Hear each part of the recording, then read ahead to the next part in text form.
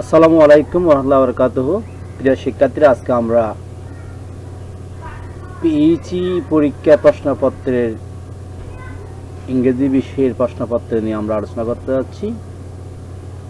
সবাইকে আলোচনা মনোযোগ সহকারে শুনে অনুধাবন করার জন্য অনুরোধ করছি। তাহলে চলো আমরা আবার আলোচনা শুরু করি।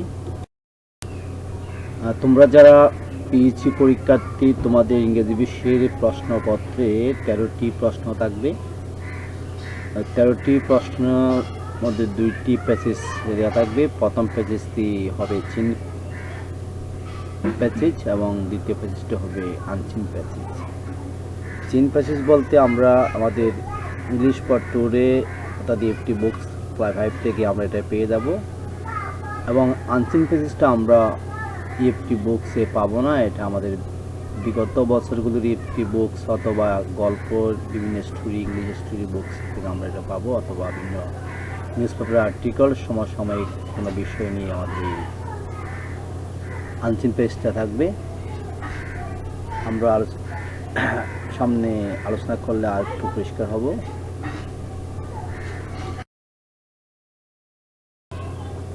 ইংরেজি যেহেতু আমাদের মাতৃভাষা নয়, তাই অধিকাংশ শিক্ষার্থীরা ইংরেজি নিয়ে ভীত, কিন্তু আসলে স্কিলগুলো অর্জন করতে পারলেই এটা খুব সহজ হয়ে যায়, এবং পরীক্ষার হলে যে স্কিলগুলো অর্জিত হয়েছে সেই স্কিলগুলোর উপর ভিত্তি করেই প্রশ্নপত্র প্রণয়ন করা হয়, সেই প্রশ্নপত্র উত্তরটাও দিতে হয়। আশা করি আমরা আমাদের আলোচনা থেকে এটা অনুধাবন করব। পর আমরা এগুলো বিভিন্ন প্রশ্নগুলো আলোচনা করলে এটা ক্লিয়ার হয়ে যাবে। আমাদের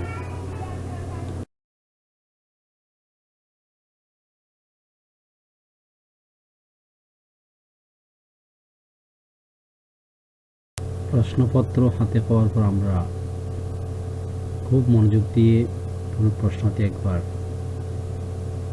ভালো করে পড়ে নেব, স্পষ্ট করে অবগত হব যে কোন প্রশ্নে কি উত্তর আমার কাছ থেকে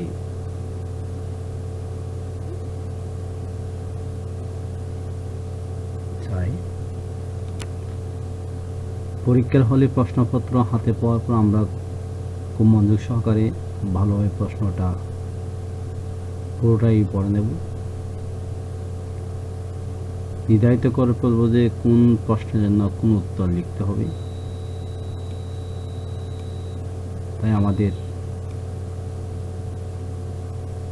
আগেভাগেই প্রশ্নগুলো সম্পর্কে অবগত হওয়া দরকার।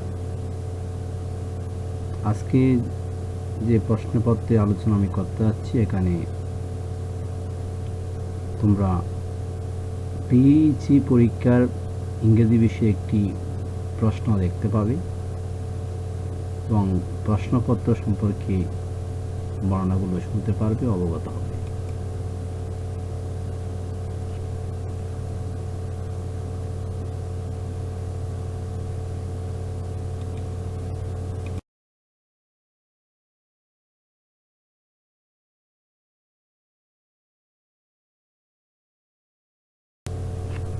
কোয়েশ্চেন নাম্বার 1-এ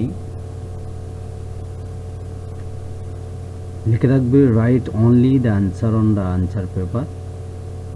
এখানে মাল্টিপল চয়েস থাকবে 10টি, প্রত্যেকটির 4টি করে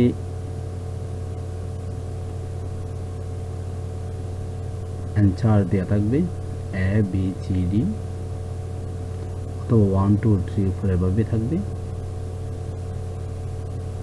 আমাদেরকে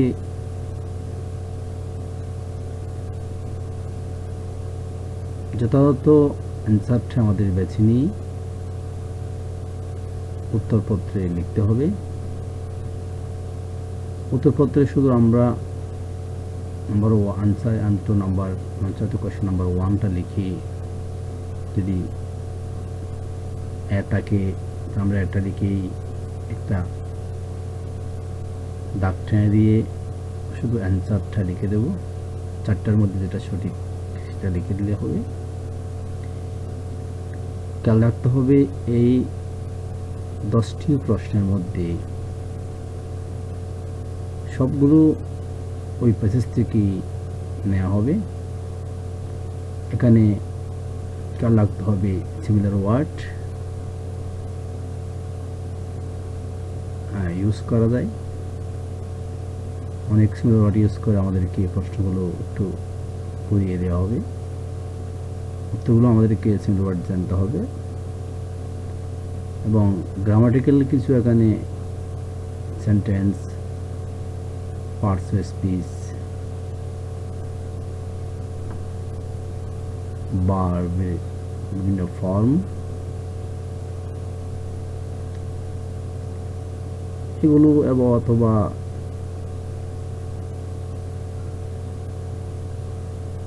ট্রান্সপারেন্ট সেন্টেন্স নিয়ে কিছু প্রশ্ন ওখান থেকে তৈরি করা হবে, যেগুলো আমরা খুব ভালো করে হিস্ট্রি পড়ার পর উত্তর দিতে সক্ষম হবে ইনশাআল্লাহ।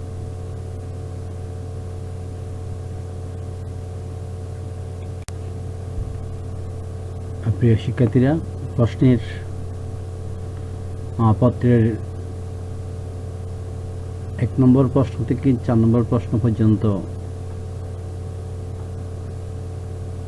উত্তরগুলো আমরা চীন প্যাসেজ যেটা দিয়ে থাকবে শুরুতেই, সেই প্যাসেজ থেকে আমরা এটা দিতে পারবো। প্রশ্ন 1 থেকে 4 নম্বরের আগেই একটি টেক্সট অথবা ডায়ালগ অথবা ডায়াগ্রাম অথবা পিকচার দেওয়া থাকবে। সেই টেক্সট, ডায়ালগ, ডায়াগ্রাম বা পিকচার থেকে আমাদের 1, 2, 3, 4 নাম্বার কোশ্চেনের অ্যান্সারিং করতে হবে। শুরুতে আমরা প্যাসেজটি ভালো করে পড়ে নেব। উপরে লিখে থাকবে read the given text carefully and answer the question 1, 2, 3 and 4। সুতরাং আমাদেরকে 1 থেকে 4 পর্যন্ত প্রশ্নের অ্যান্সারিং করার জন্য প্যাসেজটি খুব ভালো করে পড়তে হবে। পড়ার সাথে সাথে আমরা অনুধাবন করার চেষ্টা করব।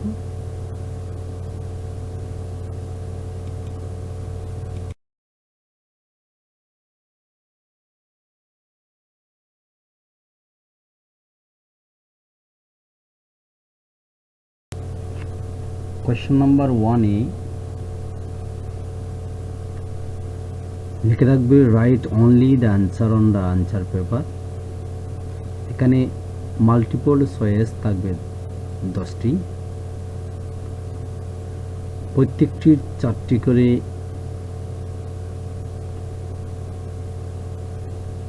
অ্যান্সার দেওয়া থাকবে, A, B, C, D, তো 1, 2, 3, 4 এভাবে থাকবে। আমাদেরকে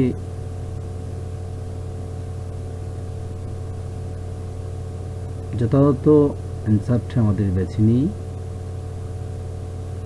উত্তরপত্রে লিখতে হবে।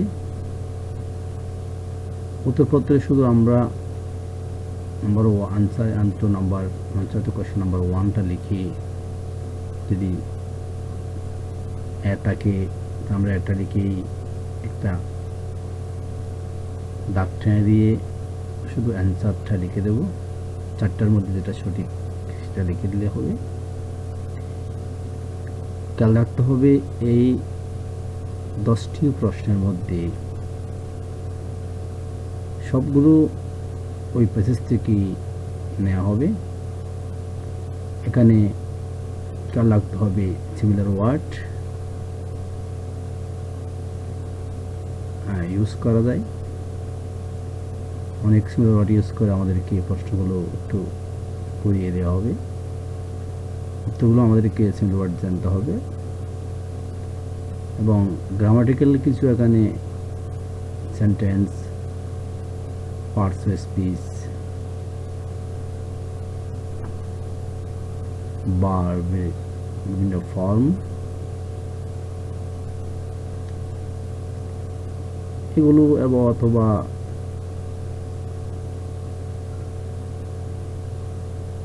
ট্রান্সপারেন্ট সেন্টেন্স নিয়ে কিছু প্রশ্ন ওখান থেকে তৈরি করা হবে, যেগুলো আমরা খুব ভালো করে এসএসটি পড়ার পর উত্তর দিতে সক্ষম হবে ইনশাআল্লাহ।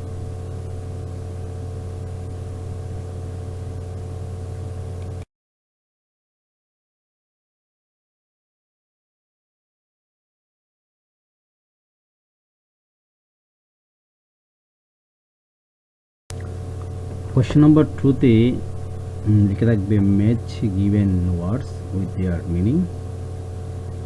এক্ষেত্রে দুটি কলাম থাকবে। প্রথম কলামে 5টি ওয়ার্ডস থাকবে, তৃতীয় কলামে ওই ওয়ার্ডসগুলোর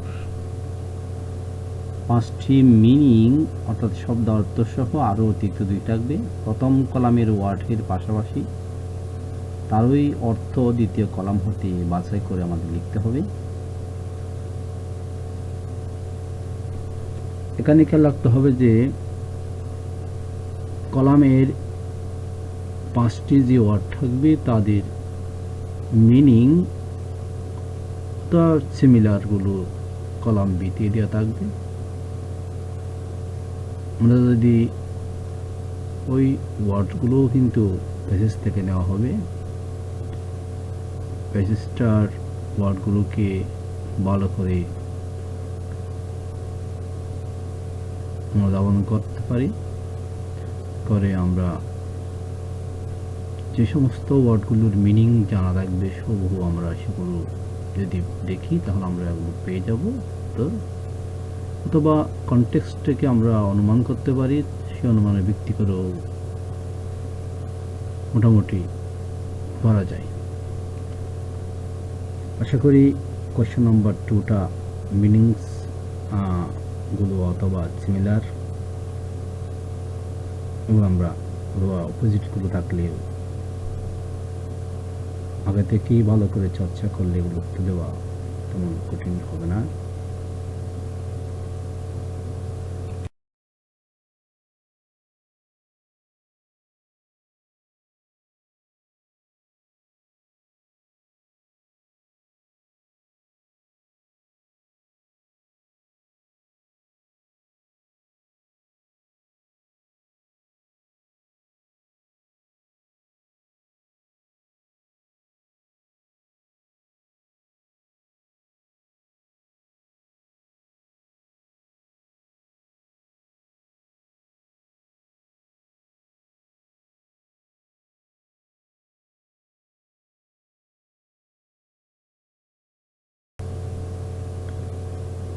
Question number 3, answer the following questions.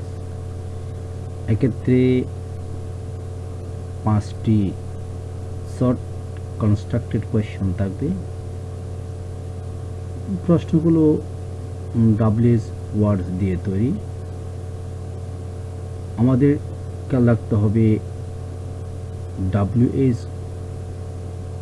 ওয়ার্ডসগুলো দিয়ে তৈরি যে প্রশ্নগুলো সেগুলো বিস্তারিত উত্তর লিখতে হয়। আমরা যদি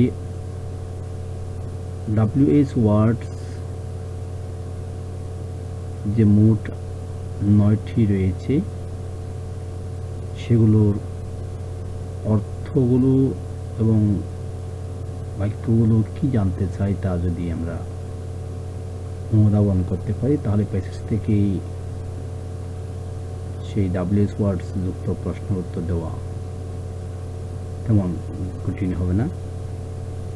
এই প্রশ্নগুলো প্যাসেজ থেকে দেওয়া প্যাসেজ থেকেই তৈরি করা হবে এবং উত্তরগুলো আমরা প্যাসেজ থেকে দিতে পারবো। এখানে খেয়াল রাখতে হবে যে অ্যান্সার্স দেওয়ার ক্ষেত্রে প্রশ্নের টেন্স অনুসরণ করতে হবে, অর্থাৎ প্রশ্নগুলো যে টেন্সের আমাদের উত্তরগুলো দেওয়ার সময় সেই টেন্স অনুসরণ করতে হবে। আর সাপোজ ডাব্লিউএস ওয়ার্ডের পরে ডিট আছে, তাহলে আমরা উত্তর লেখার সময় সাবজেক্টের পরে ভার্বটা কিন্তু ফার্স্ট ফর্মে দেব। এভাবেই সাবজেক্ট সাথে ভার্ব এগ্রিমেন্ট আমরা রক্ষা করে 3 নম্বর প্রশ্নের অ্যান্সারগুলো আমরা করতে হবে ইনশাআল্লাহ। এটাও যেহেতু পেজেস থেকে কোয়েশ্চেনগুলো নেওয়া হবে, আমরা পেজেস সংশ্লিষ্ট বাক্য থেকে আমরা উত্তরগুলো সাজিয়ে গুছিয়ে লিখে দিতে হবে ইনশাআল্লাহ।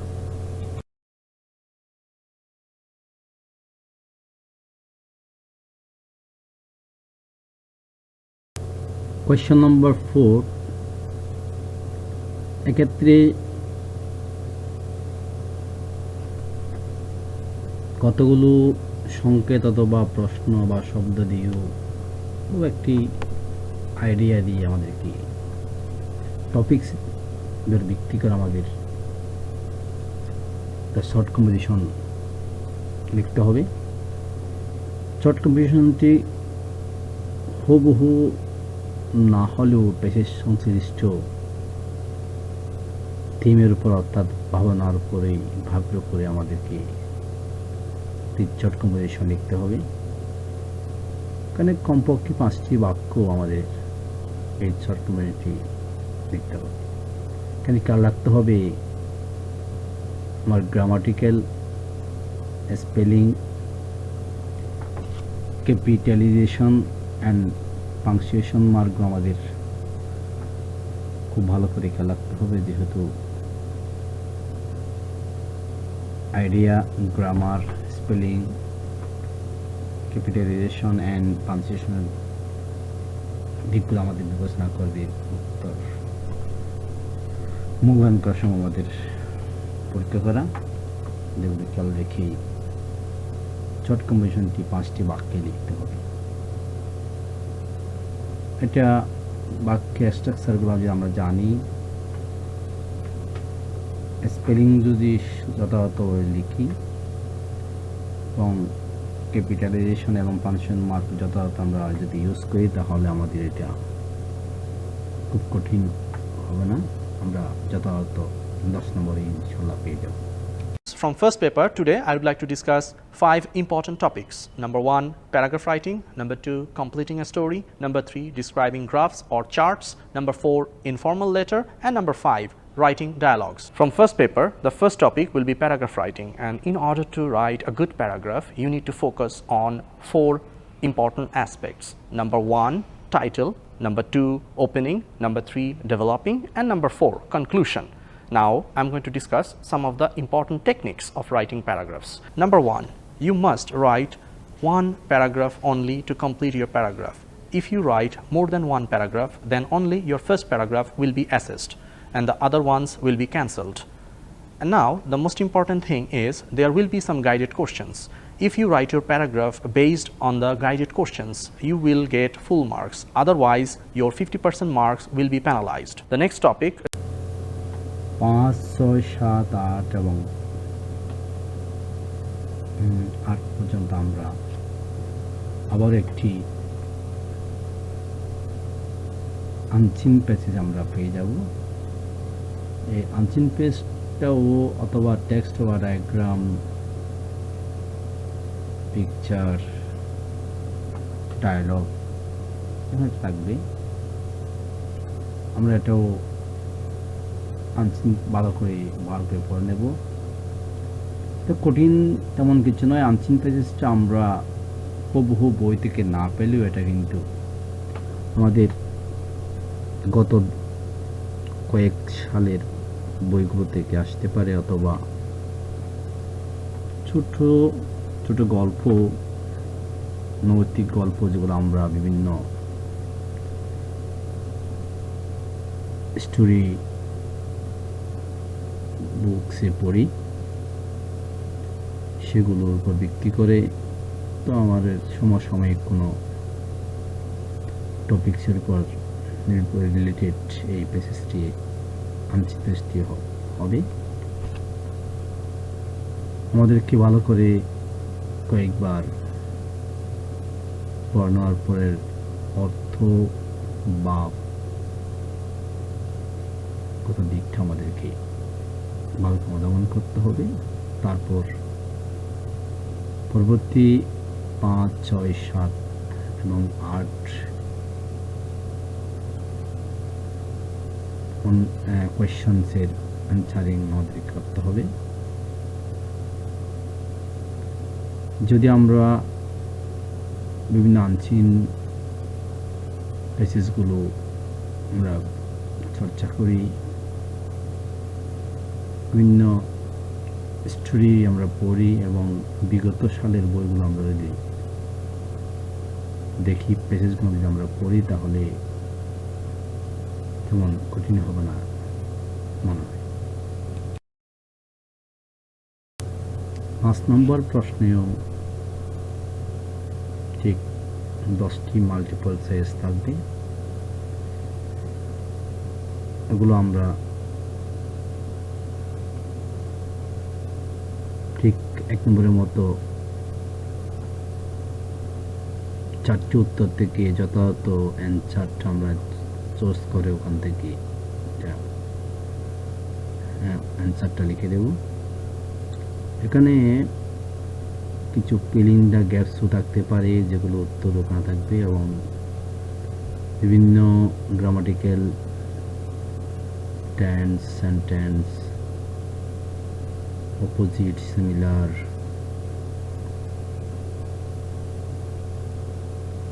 ভার্ব রিলেটেড কিছু প্রশ্ন করতে পারে। ঠিক নাম্বার 1-এর মতো নাম্বার 5টা আমরা পেজেস নির্ভর পেজ থেকেই উত্তরগুলো আমরা সংগ্রহ করব। ইনশাল্লাহ এটাও মন কঠিন হবে না। আমাদেরকে পেজ থেকে ভালো করে খুঁজে এগুলোকে নিতে হবে। হুবহু না থাকলেও ওগুলো সিমিলার, অপোজিট অথবা একটু ঘুরিয়ে ফিরিয়ে এভাবে প্রশ্নগুলো দেওয়া থাকে, আমাদেরকে সেগুলো ভালো করে লিখতে হবে।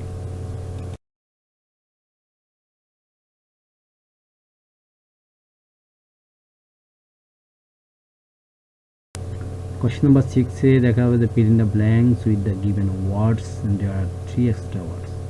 এখানে কয়েকটি ওয়ার্ডস থাকবে এবং ফিলিংস থেকে 5টি, ওখানে 3টা বা 2টি এক্সট্রা ওয়ার্ডস থাকতে পারে। এখানে 3টি বলা হয়েছে। আমাদেরকে 5টি ওয়ার্ডস চুজ করে ওখান থেকে কাজে বসাতে হবে। আর এগুলো খুব সিম্পল বাক্য দেওয়া থাকবে, যেগুলো আমাদের আনচিন প্যাসেজ থেকে নেওয়া হবে, অর্থাৎ আনচিন প্যাসেজ রিলেটেড। ওখান থেকে বাক্যগুলো আমরা যদি কয়েকবার পড়ি, একটু ঘুরিয়ে ফিরিয়ে দিলে আমরা কিন্তু সেন্টেন্স মেকিংটা ভালো করে ধরতে পারলে, অনুমান করতে পারলে উত্তর দিতে পারবো ইনশাআল্লাহ।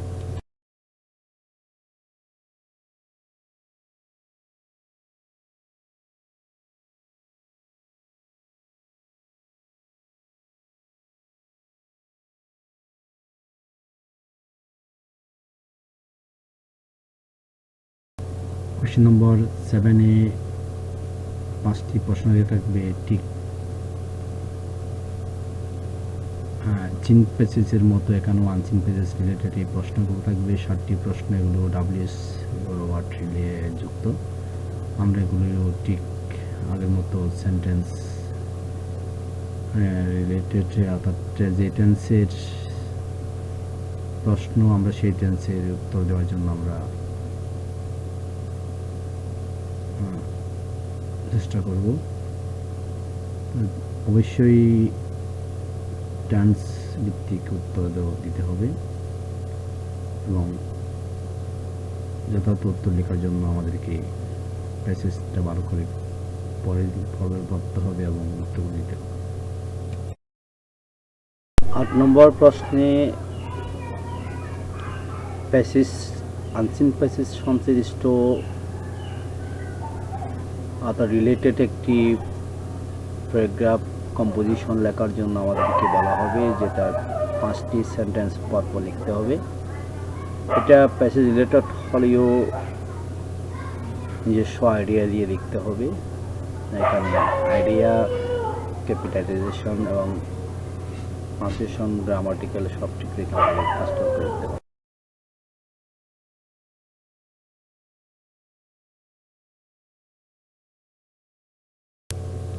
কোয়েশ্চেন নাম্বার 9-এ একটি লেটার লিখতে আমাদেরকে এখানে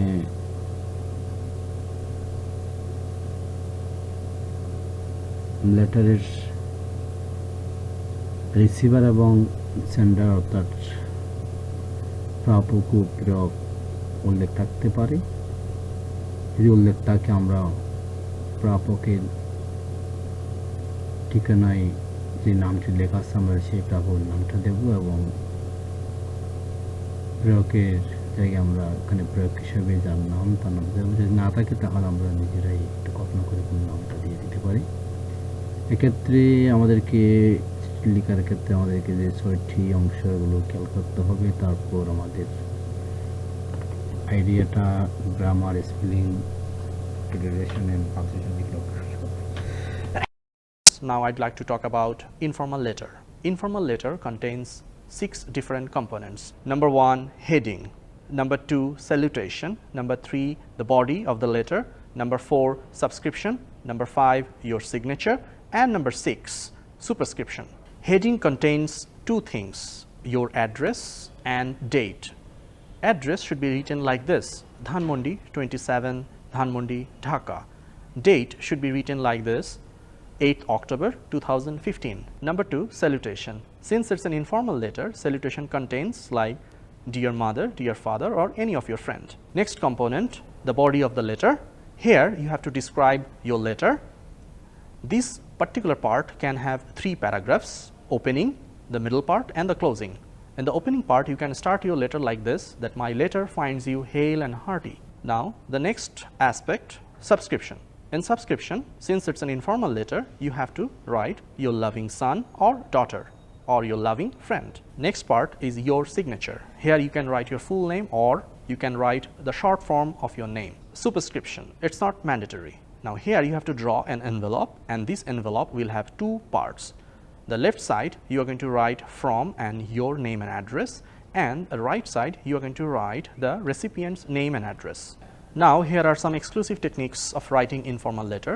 Number 1, you may or may not use comma in heading, salutation or subscription. You must give at least 1 line gap in each of the first 5 components of your letter. Try to be brief and concise. Follow the hints if provided. No irrelevant elaboration. Always write date properly, such as 8th October 2015 or October 8, 2015. And remember, it's always better to complete your task within 1 page. Now our next topic is dialogue writing, and I would like to share some exclusive techniques of dialogue writing. You must write at least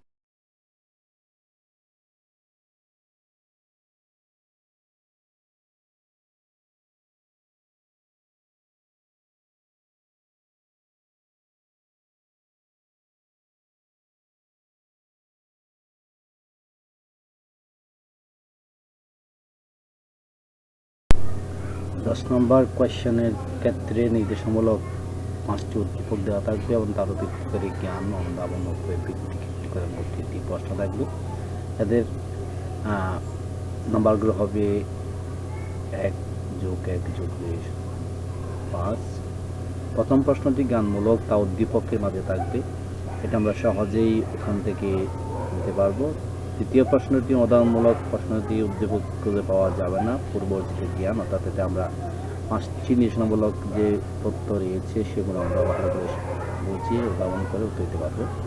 তৃতীয় প্রশ্নটিও এটাও প্রশ্নের হুবহু নেই, আমাদেরকে এটা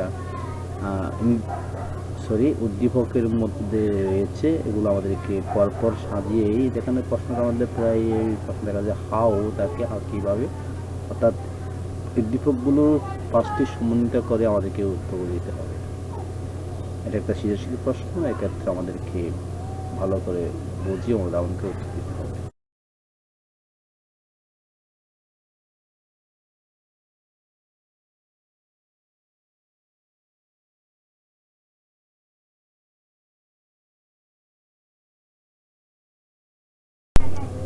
দশ নম্বর কোয়েশ্চেনের যে প্রশ্নটির উত্তর দেওয়ার সময় আমাদের সেন্টেন্সের অর্থাৎ কমপ্লেক্স সেন্টেন্স, কম্পাউন্ড সেন্টেন্সের গঠনগুলো এবং সিম্পল সেন্টেন্সের গঠনগুলো যদি আমরা চাই তাহলে অতি সহজে এটা আমরা করতে পারব। কোয়েশ্চেন নাম্বার 11-এ দেখা যাবে যে ওখানে খালি স্থান অর্থাৎ ফিল্ড গ্যাস থাকতে পারে। ফিল্ড গ্যাসগুলোর টাইমিং উপর অথবা ক্রমশ বা সংখ্যা সম্পর্কিত হতে পারে। এখানে কয়েকটা এসসি কিউ আর এস দেওয়া থাকে, সেগুলো অনুযায়ী সেটটা আমাদেরকে পূরণ করতে হবে। মানে 5টি ফিল্ড গ্যাস থাকবে, সেগুলো বিভিন্ন অনুষ্ঠান সূচি নিয়ে হতে পারে। আমাদেরকে ভালো করে পড়ার পর অ্যানসারিং করতে হবে।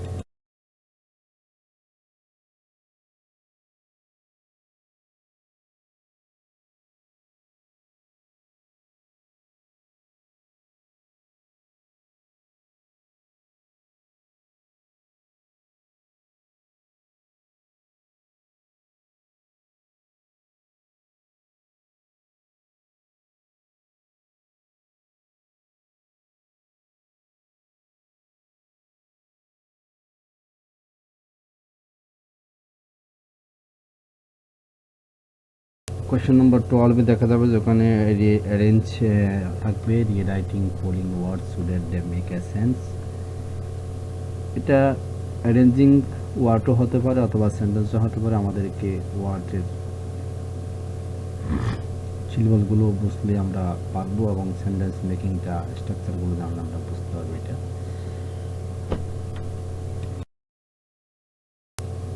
কোয়েশ্চেন নম্বর 13 অর্থাৎ 13 নম্বর প্রশ্নটি একটা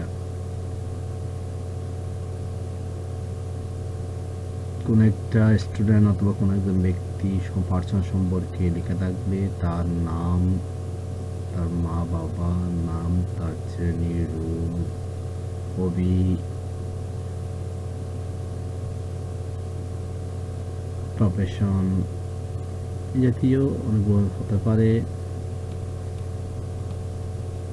আমরা যদি কোন একটা ব্যক্তির ইনফরমেশন ওখানে দেওয়া থাকবে, আমরা দেখি ইনফরমেশনগুলো যথাযথভাবে জেনে নিয়ে সেগুলো আমাদেরকে করতে হবে। এখানে সাধারণত name, mother's name, father's name, school, class, section, age, hobby, favourite subject, phone number, roll, date of birth, occupation, sex, address, colour, favourite, এগুলোই সম্পর্কে তথ্য দেওয়া থাকে। আমাদেরকে তথ্যগুলো নিয়ে সেগুলো যথাযথ দিয়ে আমাদেরকে 5টি তথ্য পূরণ করতে হবে।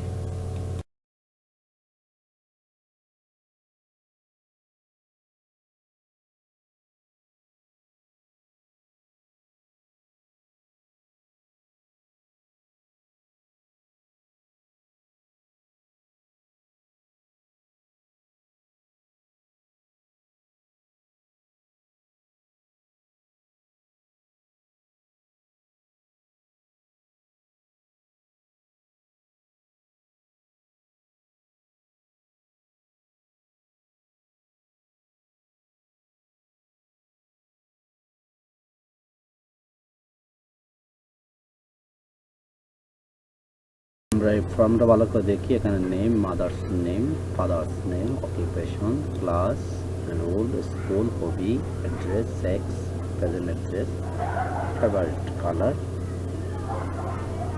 মোট 12টি এখানে তথ্য আমরা এখানে প্রদর্শন করছি। আশা করি এই 12টি ভালো করে বুঝতে পারলে 12 থেকে 5টা আমরা পেয়ে যাবো, অথবা পেলে আমরা এর থেকে আমরা এটা লিখতে হবে। এই হচ্ছে আমাদের পিএইচই পরীক্ষার প্রশ্নপত্রের আলোচনা। সবাই আশা করি বিষয়গুলো অনুধাবন করেছেন, বুঝতে পেরেছেন। আমি বলবো যে প্রত্যেকটি পরীক্ষার প্রশ্নপত্রে সফলতা উত্তর লেখার সাথে নির্ভর করবে তখনই যদি আমরা বারবার প্র্যাকটিস করি। মনে রাখতে হবে practice makes a man perfect. আমরা বিভিন্ন রকম মডেল কোয়েশ্চন অনুসরণ করে বারবার আমরা উত্তর দিতে চেষ্টা করবো। এভাবেই পরীক্ষার প্রশ্নে যে প্রশ্নপত্র আমরা পেয়ে যাব সেটা তখন সহজ হয়ে যাবে, সহজ মনে হবে। আশা করি সবাই আমরা সুন্দরভাবে যথাযথভাবে আমরা উত্তর লিখতে পারবো ইনশাল্লাহ। সবাই ভালো থাকুন, ধন্যবাদ।